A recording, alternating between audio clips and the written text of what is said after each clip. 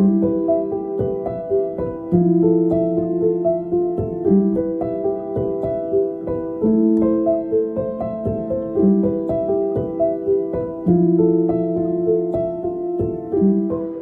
प्यारी साथ संगत, बहुत सुंदर समय है। आज आपके क्षेत्र में बहुत समय के बाद सत्संग कार्यक्रम का आयोजन हो रहा है। एक बार हम फिर से एक साथ मिल बैठ करके आज के इस दिन में संतों महापुरुषों का क्या आदर्श रहा है, हमारे जीवन में अध्यात्म क्या है, धर्म क्या है, हमारे जीवन की सार्थकता क्या है, इस बात को महापुरुषों के जीवन आदर्श के आधार पर समझेंगे। बहुत भाग्य से हमें अपने जीवन में मौका मिलता है।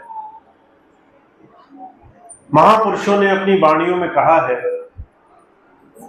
संसार में आपको सब कुछ मिलेगा, व्यापार मिलेगा, बाजार मिलेगा, दुनिया की खरीदारी की वस्तुएं अलग अलग जगह आपको खरीदने के लिए मिलेंगी, पर संसार में प्रभु का भेद बताने वाला, परमात्मा से जोड़ने वाला महापुरुष खोजना पड़ता है। का सतगुरु खोजो री प्यारी, जगत में दुर्लभ रतन नहीं। मनुष्य शरीर में आपको सारी चीजें चारों तरफ दुकान लगा लगा करके मिलेंगी, पर परमात्मा का भेद ही आपको आसानी से नहीं मिलेगा। परमात्मा का नाम लेने वाले बहुत मिलेंगे, परमात्मा का प्रचार करने वाले बहुत मिलेंगे, परमात्मा के नाम पर अलग अलग नए नए तरीके संसार में बताने की युक्तियां बताने वाले बहुत मिलेंगे। वो भाग्यशाली जीव होता है जिसे सही मायनों में धर्म क्या है, परमार्थ क्या है, जीवन का सार क्या है, ये बात समझ में आती है। आज हम और आप यहां इस धरती पर बैठे हैं। बड़ी पावन ये धरती है, उत्तराखंड की धरती। हमारे भारतवर्ष में बहुत ऊंची दृष्टि से इस स्थान को बहुत समय तक देखा गया है।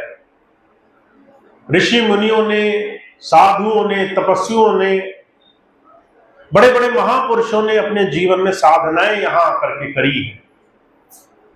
अपना बहुत सारा काम छोड़ करके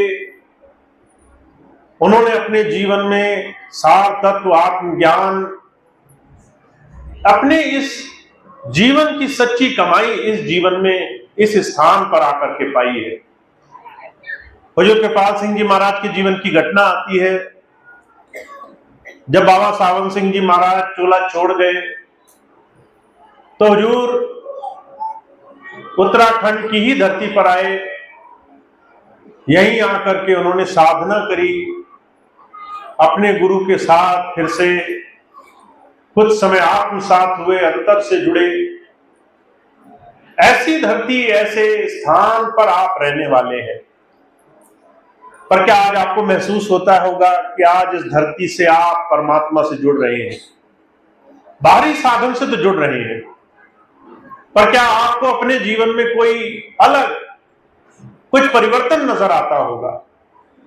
अगर बाहर की दृष्टि से देखें, अगर सांसारिक लोगों की दृष्टि से देखें, तो कलयुग ने, संसार के विषय भोगों ने तरह तरह से लोगों की मानसिकता, श्रद्धा, भाव, आस्था पर चोट मारी है।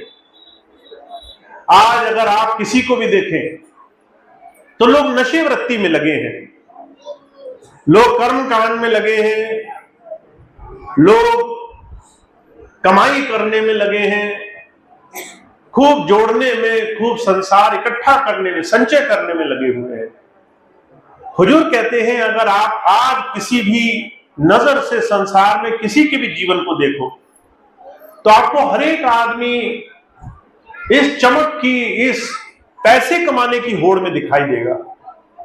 सुबह से लेकर शाम तक उसके दिल में एक ही ख्याल मचा हुआ है, कैसे और कमा ले, कैसे और धन इकट्ठा कर ले, कैसे और जमीन जायदाद हमारे नाम पर लिखी जाए, पहले और साधन हो जाए। ये तमाम साधन कमाने के लिए आज हर एक तरीके से इंसान लगा हुआ है। पर ऐसी तमाम कमाइयों में, ऐसे तमाम साधनों में अगर आप आज के किसी भी इंसान के जीवन को देखें तो वो अपने जीवन में धर्म क्या है, आध्यात्म क्या है, इससे बहुत दूर जा चुका है। हुजूर कहा करते थे धर्म बहुत साधारण, बड़ा आसान सा विषय है। धर्म साधना हमारे जीवन में आध्यात्म बहुत साधारण सा विषय है। और इस विषय को अगर जानना हो, अगर इस विषय को समझना हो तो महापुरुषों के जीवन आधार को देखें हम। महापुरुष क्या कहते हैं? हुजूर एक बात बड़े आसान शब्दों में कहा करते थे तुम एक शब्द को पकड़ लो, साधुता। साधुता ही धर्म की सबसे बड़ी परिभाषा है। चाँद दरस से सब मिटे, पाप ताप जम चोट, शीश नवावत ढह पड़े अग पापन की पोट।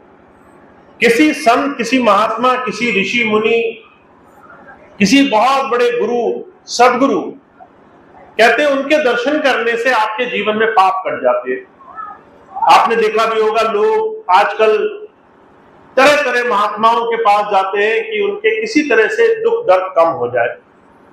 कभी किसी गुरुजी के पास, कभी किसी गुरुजी के पास, कभी कोई गुरु प्रचलित है, कभी कोई महात्मा, कोई ज्ञानी, और हर एक इंसान बेचैन है किसके पास जाकर के जीवन में छुटकारा मिलेगा। क्या हम ऐसा काम कर लें जिससे हमारे जीवन में दुख कम हो जाए। हुजूर कहते हैं यहां चमत्कारियों की बात नहीं की गई, साधु होना चाहिए। साधु कौन होता है? हुजूर कहते हैं साधु बाहर से बड़े बड़े व्याख्यान दे लेने वाले को नहीं कहते, साधु चमत्कार दिखाने वाले को नहीं कहते, साधु भूत और भविष्य के ज्ञाता को नहीं कहते, साधु किसी संसार में बड़े बड़े ऐसे आश्चर्यजनक काम करने वाले को भी नहीं कहते। महाराज जी अक्सर एक उदाहरण सुनाया करते थे। एक बार एक सत्संगी के पास एक महात्मा आया, सत्संगी नाम लेवा, गुरु जी से नाम दीक्षा लिया हुआ, ध्यान सिमरन करने वाला। उसके दरवाजे पर एक बार साधु आया, कहने लगा मैं बहुत तंत्र मंत्र का ज्ञाता हूं, बड़ी सिद्धियां हैं मेरे पास, मन से जो भी मुझसे मांगो वो पूरी करने की ताकत रखता हूं। जब ये बात कही तो गुरु जी कहने लगे भाई हो सकता है करते हो, मुझसे क्या लेना देना है। अब लोग जब ऐसे तंत्र मंत्र ज्ञान की बात करते हैं तो आश्चर्य मानते हैं कि कैसे संसार के लोग उनके आगे सर झुका देंगे, कैसे उनको बड़ा सम्मान देंगे। गुरु जी का शिष्य था, कहने लगा भाई आप होगे ज्ञानी पर मुझसे क्या काम है। तो सिद्ध पुरुष थे, कहने लगे तुम्हें मेरी बात का भरोसा नहीं होता, मैं तुम्हें 2-3 चीजें ऐसी करके दिखा सकता हूं जिससे तुम्हें आश्चर्य होगा। आज भी समाज में अगर कोई थोड़ा सा चमत्कार दिखा दे हमें तो हम फिर उसके आगे कोई प्रश्न नहीं करते कि ये सच्चाई है या झूठ है। कोई हमें बता दे तुम्हारे भूतकाल में ऐसा हुआ था, लोग हाथ पढ़ने वाले मिल जाते हैं, बहुत से लोग भविष्य बताने वाले मिल जाते हैं। अगर आप किसी महात्मा के पास जाएं और आपको वो 2 बातें आपके भूतकाल की बता दे, क्या आपके बचपन में ऐसा हुआ था, आपके वहां ऐसे घर में ऐसे हुआ था, 3-4 ऐसी बातें बता दे जो सिर्फ आपको ही पता होंगी, तो आप सोचते हैं ये तो भूतकाल बताने वाला ज्ञानी है, ये वो जरूर मेरे जीवन में चमत्कार करेगा। और हम सारी चीजें छोड़ करके उसके पीछे दौड़ लगाने लग जाते हैं। हम अपनी आंखें बंद करके अंधविश्वास में उसके पीछे दौड़ते हैं। अब यही बात उस सिद्ध पुरुष ने एक सत्संगी से उम्मीद करी थी। जब सत्संगी ने कहा होगा आप जानते होंगे पर मुझसे क्या लेना देना है, तो सिद्ध पुरुष को लगा ये विश्वास नहीं कर रहा, कहने लगा मैं तुम्हें 1-2 चीजें दिखाता हूं, तुम्हारा भरोसा बनेगा। जब ये बात कही तो सत्संगी भाई कहने लगे क्या दिखा सकते हैं। कहने लगे मैं पानी पर चल सकता हूं, पानी अगर रखा हो मैं उसके ऊपर चलूं तो मैं पानी में डूबूंगा नहीं। सत्संगी कहने लगा ये तो कोई बड़ी बात नहीं हुई, मछली ये काम कर सकती है। मछली को अगर आप पानी में छोड़ दे तो वो पानी में डूबती नहीं है, ऊपर ही ऊपर तैर सकती है। कहने लगा मेरे पास ऐसी सिद्धि है, मैं जो है और बड़े बड़े कर्तव्य दिखा सकता हूं। कई बातें उसने बताई। मैं जो है दुनिया से ज्यादा भोजन कर सकता हूं, मैं दुनिया से ज्यादा ज्ञान रखता हूं, भूत भविष्य का बता सकता हूं। सत्संगी कहने लगा ये तो कोई बड़ी बात नहीं, बड़े बड़े जंतु हैं, बड़े बड़े पशु हैं, वो इंसान से बहुत ज्यादा खा लेते हैं। पंछी है आसमान में उड़ लेता है जो हम इंसान नहीं कर पाते। ये कोई चमत्कारिक चीजें हैं क्या? परमात्मा ने किसी को कोई गुण दिया, कोई गुण दिया, किसी को उड़ना सिखाया, किसी को पानी में तैरना सिखाया, जीना सिखाया।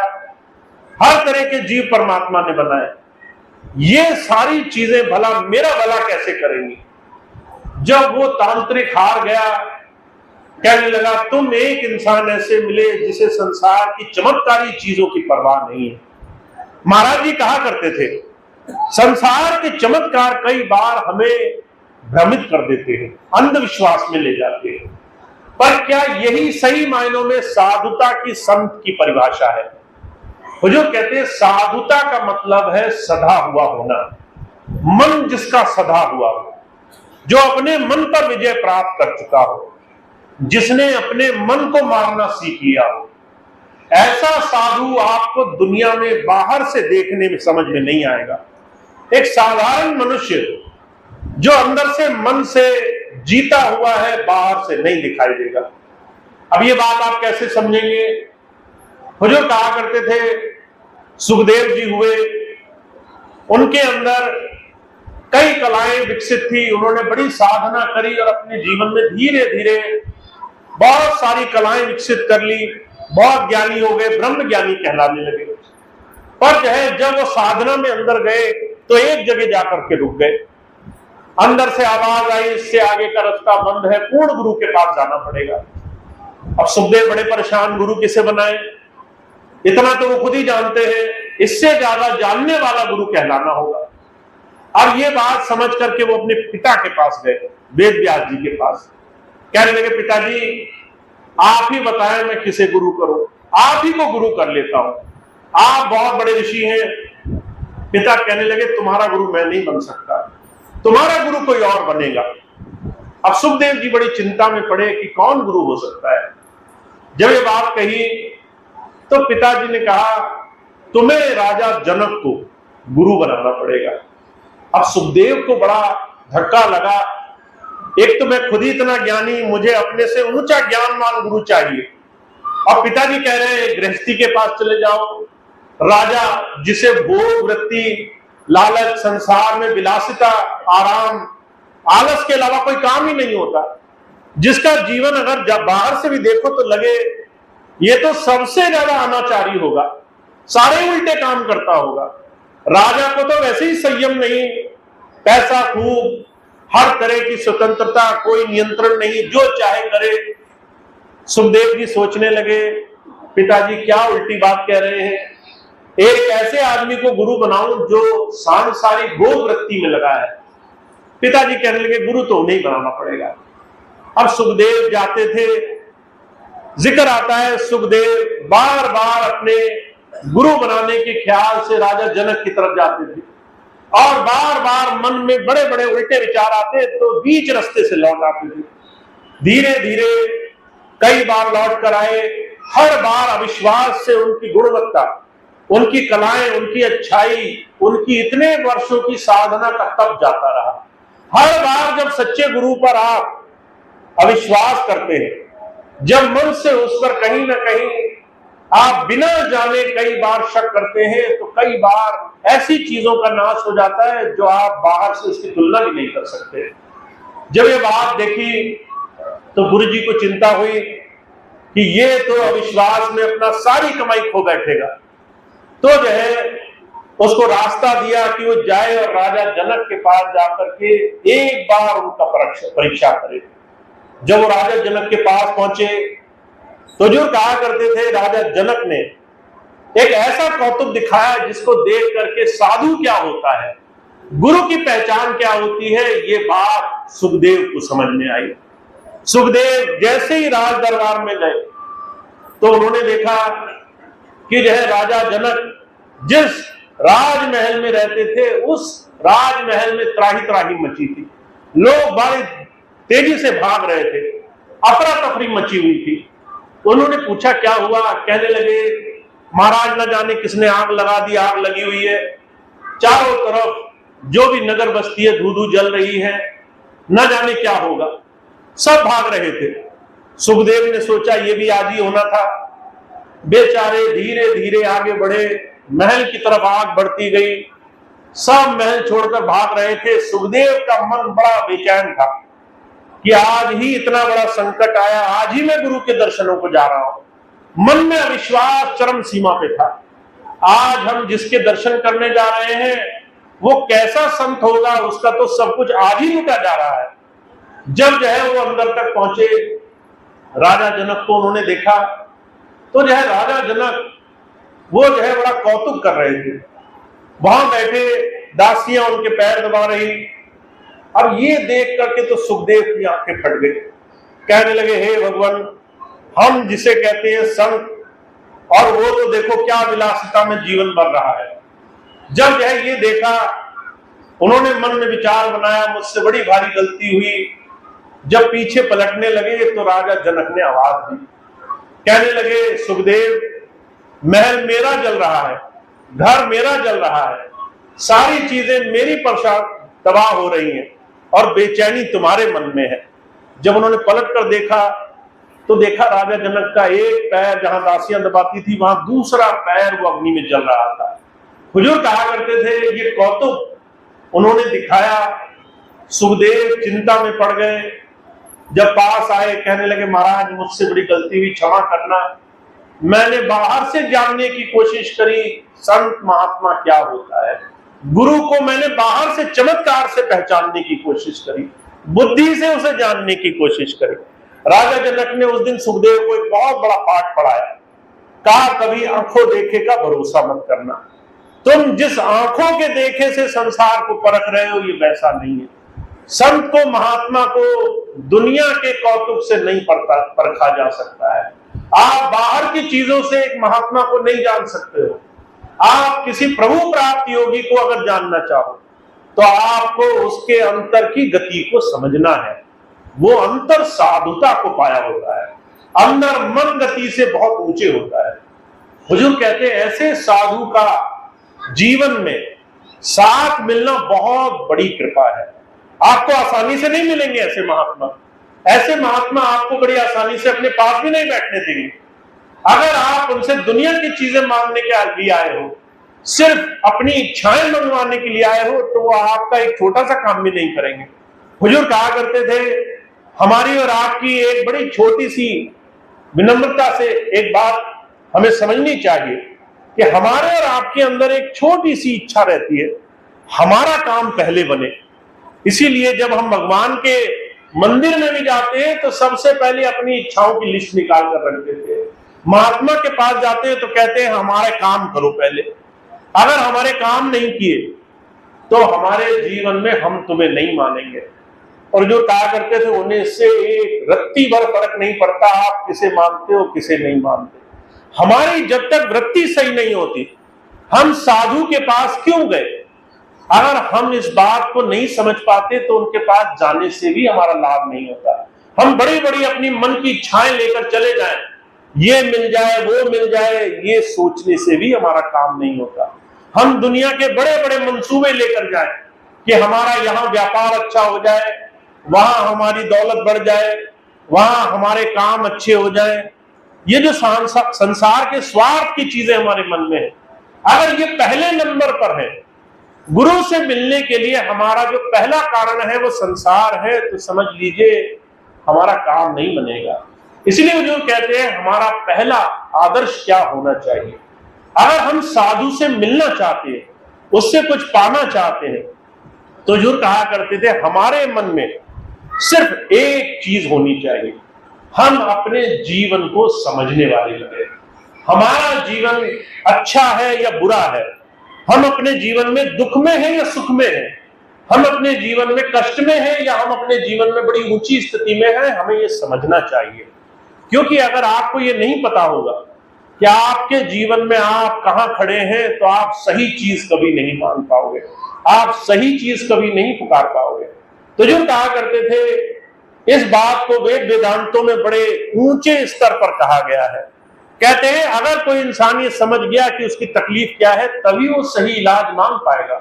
अगर आपको पता है पेट में दर्द है, तभी सही दवाई ले पाओगे। अगर तुम डॉक्टर के पास गए, दर्द पेट में हुआ, तुमने कह दिया कान में दर्द है, सर में दर्द है, तो डॉक्टर भी तुम्हें फिर जो है जानबूझ के उसी की दवा देगा जो तुम बोल रहे हो। वो तुम्हें कान के और सर के ही दर्द की दवा देगा। अगर ठीक हो गए तो परमात्मा की कृपा, वरना गुंजाइश बड़ी कम है। तो जो कहा करते थे हमें उस प्रभु से क्या मांगना है, ये बात प्रभु हमें सिखा देना चाहता है। ये बात हमें प्रभु इस जीवन में सिखा देना चाहता है। और ये कैसे सिखाता है? हमारे जीवन को समझा करके। पहले समझो तुम्हारे जीवन की आज की स्थिति क्या है। क्या तुम सुख में हो?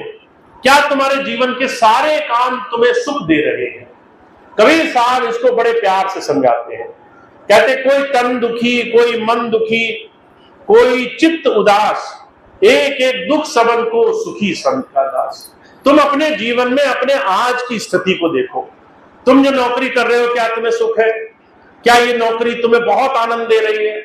अगर आप कहोगे कि नहीं, बड़ी मजबूरी में करनी पड़ रही है, तो इसका मतलब है तुम्हारी बहुत मेहनत के बाद भी तुम सुख तो नहीं प्राप्त कर पा रहे। तुम्हारे पास खूब जमीन है, पर क्या तुम्हारे मुकदमे हट गए? क्या तुम्हारी लड़ाई झगड़ा हट गया? क्या तुम्हारे दुश्मन कम हो गए? क्या तुम्हें संसार में लोग बड़ी ऊंची दृष्टि से देख रहे हैं? अगर जवाब नहीं है तो इसका मतलब ये चीजें भी हमें सुख नहीं दे रही हैं।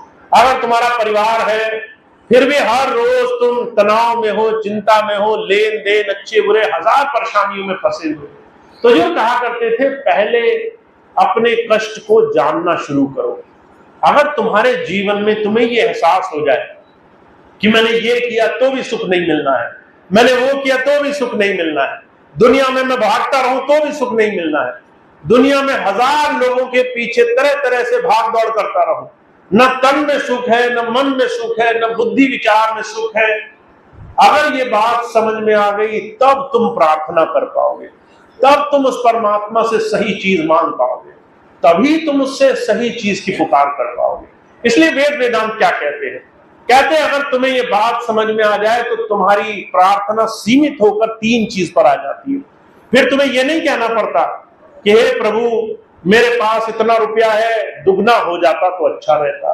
हे प्रभु मेरे पास इतनी जमीन है, दुगनी हो जाती तो अच्छी रहती। हे प्रभु मेरे पास संसार में इतना बड़ा पद है, और बड़ा पद होता तो अच्छा रहता। क्योंकि आपको पता है पद 4 गुना बड़ा हो जाए तो भी वैसे ही दुख देगा। अगर आपको पता चल जाए जमीन 100 गुना ज्यादा हो जाए तो भी हम वैसे ही रहेंगे जैसे आज रहते हैं। अगर हमें पता चल जाए ये सारी चीजें सुख देने वाली नहीं है, तो वेदांत क्या कहते हैं? कहते हैं आपकी प्रार्थना छोटी हो जाएगी, सीमित हो जाएगी। आप 1000 चीजें नहीं मांगोगे, आप वही मांगोगे जो जरूरी है। क्या चीजें मांगे जिससे हमारे सही सच्चे भाव से हम परमात्मा से जुड़ सकते हैं? वेदांत कहता है, वेद वेदांत कहते हैं का तमसो मां ज्योतिर्गमय, का हमारे जीवन में अस्तो मां सदगमय, तमसो मां ज्योतिर्गमय, मृत्योर मां अमृतगमय। 3 चीजें कहते। सबसे पहली चीज, हे प्रभु मैं जो भी करता हूं बुराई ही होती है, मैं जहां भी हाथ डालता हूं कोई ना कोई दुश्मन बन जाता है, मैं एक को खुश करने जाता हूं 10 बुरे लोग खड़े हो जाते हैं, मैं एक काम अच्छा करने की कोशिश करता हूं 10 परेशानियां आ जाती हैं, मैं चाहूं भी तो सही नहीं कर पा रहा हूं। हे प्रभु मुझ पे ऐसी दया करना, मैं तेरी कृपा से सत्य जीवन का जीवन पा सकूं। अस्तो मां सदगमय, जो मेरा जीवन असत्य रास्ते पर चल रहा है, बहुत कोशिश करता हूं कुछ अच्छा नहीं हो रहा, कुछ अच्छा होने लग जाए मुझसे। मेरे प्रयासों से सबसे पहले मेरे माता पिता खुश हो, फिर मेरे भाई बंधु, मेरे पति पत्नी, मेरे बच्चे, मेरे जानकार, वो मेरे प्रयासों से खुश हो, उन्हें जो है मेरे अंदर की अच्छाई दिखने लग जाए। हे प्रभु मुझे ऐसा वरदान देना शुभ कर्म करने लग जाऊं। सबसे पहली चीज, अभी स्वार्थ में फंसा हूं, अभी स्वार्थ से नहीं निकल पा रहा, मैं किसी का भला भी करने लगूं, किसी का एक अच्छा काम करने लगूं। हुजूर कृपाल सिंह जी महाराज कहा करते थे, जब उन्हें गुरु नहीं मिले थे, उन्होंने गुरुवाणी का पाठ शुरू किया और गुरुवाणी कहती थी कि बिन गुरु मुक्ति नहीं होनी है। तुम्हें अगर शंकर भगवान की तरह भी कोई मिल जाए तो भी तुम्हारी मुक्ति नहीं है अगर तुमने गुरु धारण नहीं किया है। गुरुवाणी में हजारों वाक्यों में कहा गया है गुरु मिलना जरूरी है। तो हुजूर कृपाल सिंह जी महाराज सोचा करते थे कि गुरु कहां करें, किसको गुरु बनाए। कोई गुरु बनाया वो झूठा निकल गया तो और काम खराब हो जाएगा। तो महाराज जी बड़े विवेक भाव से, प्रेम से बड़े बड़े महात्माओं के यहां जाकर के सत्संग सुना करते थे और ज्ञान मांगा करते थे। और हुजूर कहा करते थे, मैंने एक चीज उस पूरे समय के दौरान की, जब तक मेरी नौकरी रही, मैं हर रोज प्रयास करता था किसी दुखी, किसी गरीब, किसी जरूरतमंद की कुछ सेवा कर सकूं। महाराज जी कहा करते थे, मैं अस्पताल जाता, सरकारी अस्पताल, बहुत से लोग असहाय पड़े रहते थे, कोई नहीं पूछता था। मैं जाता था, आधा घंटा कभी किसी के पास गया, कुछ फल ले गया, किसी की कुछ सेवा कर दी, किसी से बात करी, किसी के लिए थोड़ा सा प्रयास किया कि वो कैसे थोड़ा सा खुश हो जाए। महाराज जी कहा करते थे, मेरी इन सेवाओं के प्रताप से और उस प्रभु की कृपा से मुझे गुरु के दर्शन करने का, गुरु जी ने अपने से जोड़ने का सौभाग्य दिया। तो जो कहते हैं, पहली प्रार्थना क्या हो जाएगी आपकी, हे प्रभु मेरे जीवन में असद से सद बन जाए, अच्छाई का रास्ता खुल जाए। फिर कहा, तमसो मां ज्योतिर्गमय, आंखें बंद करता हूं, अंधकार दिखाई देता है। अंधकार नहीं दूर हो रहा, अंधकार नहीं फट रहा, अंधकार मेरा हट नहीं रहा, इस अंधकार से मुझे प्रकाश की तरफ ले चलो। हे प्रभु मुझे प्रकाश से जोड़ो, मेरा अंतर प्रकाशमय हो जाए, मैं अंदर उस परमात्मा का प्रकाश रूप से दर्शन कर सकूं। तीसरी चीज कही, सबसे बड़ी चीज, मृत्यु और मां अमृत गले, मुझे मोक्ष की तरफ ले चलो। मैं इस जन्म में तो आ गया, पर बार बार मुझे कीड़े मकोड़े, जीव जंतु, पशु पक्षियों की तरह संसार में कर्म भोग भोगने के लिए ना आना पड़े। मैं इस कर्म जंजाल से बच जाऊं, मैं संसार के तमाम कर्मों के भोग से बच जाऊं। और जो कहा करते थे, वो भाग्यशाली होते हैं जो अपने जीवन में उस परमात्मा की सच्ची दया का दान मांगने वाले बन जाते हैं। तो हमारे और आपके जीवन में एक चीज स्पष्ट होनी चाहिए, हम गुरु के पास जाएं, क्या मांगे। हम भगवान के सामने हाथ जोड़कर खड़े हो, क्या मांगे। हम परमात्मा के सामने दीपक जलाते हैं, क्या मांगे। उससे अगर संसार मांग लिया, उससे अगर दुनिया की वस्तुएं मांग ली, तो जो कहा करते थे बड़े घाटे का सौदा हो जाएगा। आप संसार की चीजें मांगोगे, 2 दिन 4 दिन में वो सारी चीजें फिर से वापस वहीं पहुंच जाएंगी और आप जो मांगा था वो दया का दान भी आपके हाथ से निकल जाएगा। वो एक अवसर जो आपको मिला वो भी हाथ से निकल जाएगा। तो बहुत भाग्यशाली जीव होते हैं जिन्हें अपने जीवन में परमात्मा की उस दया से जुड़ने का मौका मिलता है। आपको बार बार ऐसे मौके नहीं मिलेंगे कि आप जब चाहो तब परमात्मा से कुछ भी मांग लो। अगर आपको ऐसा मौका विलक्षण एक बार भी मिला और उसमें आप दुनिया की चीजें मांग बैठे, संसार की वस्तुएं मांग बैठे, संसार की चीजें मांग बैठे, तो हुजूर कहा करते थे आपके जीवन में आपकी सारी चीजें एक क्षण में समाप्त हो जाएंगी। तो वो बहुत भाग्यशाली होते हैं जिन्हें साधु का दर्शन मिल जाता है, एक संत का दर्शन मिल जाता है। और ये बहुत जरूरी है कि हम उनसे सही चीज मांगने वाले बने। और सही चीज मांगने के लिए हमें ये समझना बड़ा जरूरी है कि हम अपने जीवन में आज अपने समय में कहां किस जगह फंसे हुए हैं, कहां हमारे सबसे ज्यादा परेशानी का कारण बना हुआ है। हजूर कहा करते थे, अगर इसका मानक देखना चाहो तो बड़ा आसान है। आप अगर पूरे दिन में बैठ करके देखो तो आपको पता चलेगा कितनी बार आपके मन ने कौन सी चीजों की मांग की। कहा, कामी का गुरु कामनी, लोभी का गुरु दाम, कबीरा का गुरु संत है, नित्य पावे नाम। एक दिन बैठकर देखो, अगर आप एक दिन बैठोगे तो आपको पता चलेगा आपके मन की हरकतें क्या है। आप बस एकांत में बैठ जाओ, आप देखेंगे आपका मन घर में जा रहा है, बच्चों में जा रहा है, पैसे में जा रहा है, आपका घर, आपका मन मान बढ़ाई पदवी में जा रहा है, दूसरे लोगों को आप कैसे नीचा दिखाओगे वहां जा रहा है। मन यहां जा रहा है कि लोग मेरे बारे में क्या सोचते हैं, फलाने ने मेरे बारे में क्या बात की। बहुत से लोग निंदा में बहुत मन लगा के बैठे रहते हैं। मैं सबसे ज्यादा जो आजकल के लोगों में देखता हूं, 2 मिनट कोई शांति से बैठकर किसी की तारीफ नहीं कर पाता। जहां देखो लोग किसी न किसी इंसान की कोई पुरानी बात का स्मरण कर रहे होंगे कि तुम्हें पता है वो फलाना वहां गया था, ये गलत बोल रहा था। हुजूर कहा करते थे ये सब वो बुराइयां हैं, वो विकृतियां हैं, हमारे अंदर के वो अंधकार हैं जिस अंधकार से हमें छुटकारा पाना जरूरी है।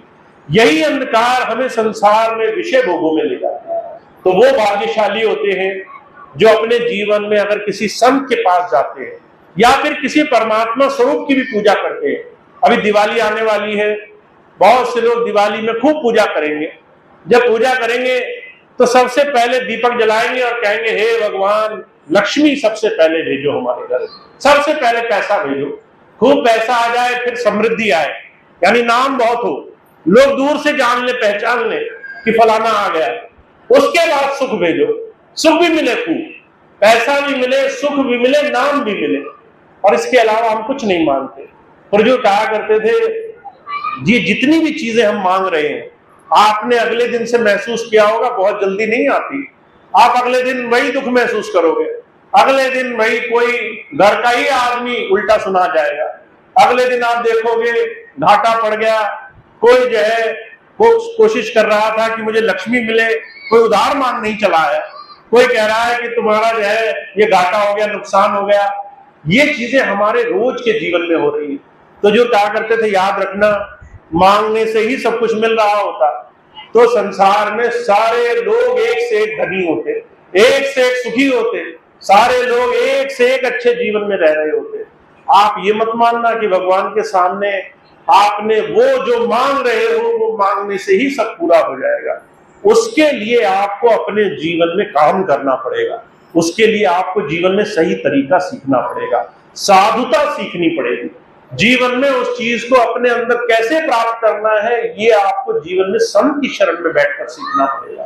तो आप अगर सिर्फ ये मानते हो कि परमात्मा की मूर्ति बनाई, बड़ी बड़ी दुनिया की चीजें मांगी और काम हो गया, तो समझ लो आप युगों युगों से भूल में बैठे हो, युगों युगों से आप अंधकार में बैठे हो। और यही कारण है कि आप कभी अपने दुख दर्द परेशानियों से छुटकारा नहीं पा पा रहे। तो अगर हमें अपना सच्चा जीवन पाना है तो हमें किसी साधु की शरण चाहिए, क्योंकि हुजूर कहते हैं साधु की शरण में अगर सही भाव से चले गए तो कहा साध दरस से सब मिटे, पाप ताप जम चोट। आपने अगर गलती से कोई गलत काम कर दिया, पाप हो गया, तो कहते वो भी दूर होगा। ताप जो तपन मची हुई है, तरह तरह के कष्ट मचे हुए हैं, हमने ये करा वो करा, तरह तरह के कष्ट आ गए, वो संसार के दुख भी दूर होंगे। और कहते हैं आखिरी में जम की चोट भी दूर होगी, मृत्यु से भी हमारा भय दूर होगा, मरने से भी डर नहीं लगेगा। पर कहते हैं ये कब होगा, जब किसी साधु की शरण में सही भाव लेकर जाओगे, सिर्फ मांगने के इरादे से नहीं जाओगे। अगर आप सोचते हो कि सिर्फ मांगने से बनेगा तो समझ लीजिए आप बहुत सालों तक मांगते आए हो, ऐसे बहुत सालों तक मांगते रहना पड़ेगा। हाथ पहले भी खाली रहे, आज भी खाली है और आगे भी खाली ही रह जाएंगे। तो अगर हमने सही चीज पानी है तो जो कहते हैं किसी साधु, किसी संत, किसी प्रभु प्राप्त योगी की शरण में जाकर के जीवन में इस अभ्यास को सीखना जरूरी है। कैसे हम जीवन में सुख समृद्धि अपनी तरफ आकर्षित करते हैं, कैसे अपने जीवन में सही मायनों में उस प्रभु से जुड़ते हैं। तो आप बहुत भाग्यशाली होंगे अगर आपने अपने बहुत व्यस्त जीवन में, अपने 24 घंटे के बहुत व्यस्त जीवन में, जिसमें आप नौकरी को भी समय दे रहे हैं, पैसे कमाने को भी समय दे रहे हैं, घर को भी समय दे रहे हैं, कारोबार को भी समय दे रहे हैं, उसमें से थोड़ा सा समय आप निकालोगे और आप किसी संत की शरण में वो समय दे दोगे, किसी संत के साथ जीवन को कैसे साधना है वहां भी थोड़ा सा समय दे दोगे। तो बहुत से भाई बहन भाग्यशाली हैं जो नाम ले चुके हैं, गुरु से जुड़ चुके हैं, अपने जीवन को रोज निखारने में लगे हैं, रोज अपने जीवन को तराशने में लगे हैं।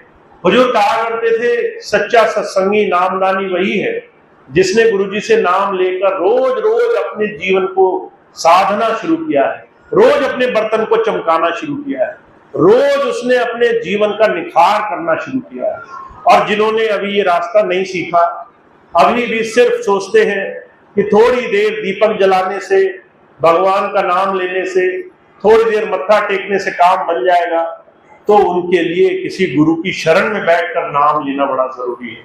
हमें ये बात समझनी है, सिर्फ ऐसी छोटी सी प्रक्रिया से हमारा काम नहीं बनेगा, हमें अपने जीवन में अपने जीवन को उस तरह से ढालना बहुत जरूरी है। तो आप बहुत भाग्यशाली हैं, दिवाली का अवसर आने वाला है। बहुत से लोग इस दिवाली को सिर्फ पूजा करके मनाएंगे, बहुत से लोग इस दिवाली को सिर्फ दीपक जलाकर मनाएंगे, बहुत से लोग सिर्फ लक्ष्मी और गणेश रखेंगे और जो है कोशिश करेंगे कि घर में पैसा आए, समृद्धि आए। पर आप इस दिवाली को नए तरीके से मनाना, इस दिवाली को उस परमात्मा से उसकी दया का दान लेते हुए मनाना। सबसे पहले कहना, हे प्रभु ऐसी कृपा करो कि मैं अपने जीवन में किसी का भला कर सकूं, ऐसा मुझे समर्थ बनाओ, मैं किसी के काम आ सकूं, किसी की अच्छाई का कारण बन सकूं। दूसरी चीज, हे प्रभु मुझे इतना ज्ञान देना मेरे अंदर का अंधकार निकले, मेरे अंदर का जो अंधकार है वो प्रकाश से जगमग हो जाए। और तीसरी चीज मांगना, हे प्रभु मैं मृत्यु पर विजय पाने वाला बनूं, मेरे अंदर मोक्ष की स्थिति बने, मैं अपने जीवन में अमृत की तरफ बढ़ने वाला बनूं। तो इस दिवाली को आप सही चीज मांगने में लगाना। अगर आपने सही चीज मांगने में इस जीवन को गुजारा, इस दिवाली को मनाया, तो ये दिवाली हर दिवाली से बहुत सुंदर आपके जीवन में शुभ और लाभ लेकर आएगी। तो ये हमारे स्वामी जी महाराज की बात है कि हम कैसे अपने जीवन को निखार सकते हैं, कैसे अपने जीवन को बना सकते हैं साधुता से, अंदर पवित्रता ला करके, और उसके लिए नाम गुरु की इस सच्ची धारा से जुड़कर जीवन को सच्चा बना करके। तो इतनी बात कह के मैं अपनी बात समाप्त करूंगा।